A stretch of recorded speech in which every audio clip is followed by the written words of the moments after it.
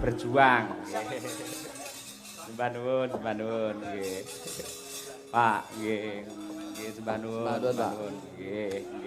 Alhamdulillah. Iya. Ini beliau-beliau yang hebat, Mas. Ya. Yektosipun hebat. Nggih. Pak Wabub dangdut, Nggih. Pak Bupati tradisi. Ya. Manane? Tradisi dan modern itu membuktikan bahwasanya beliau pemimpin yang ada di Kabupaten Madiun insya Allah tidak akan membeda-bedakan apa yang menjadi kepentingan masyarakat. Benar, amin. Lah menika anu Mas Kritik Lutut. Dawuh. Wonten pepunden nenggih Bapak Yuswanto. Nggih. Menika ingkang kagungan Radio Madya FM ugi menika mitranipun Bapak Hari Wuryanto. Ngersakaken lagu Blitar amargi panjenenganipun menika wiyosan saking Blitar. Dan Pak Wabub lek nyanyi dangdut luwes.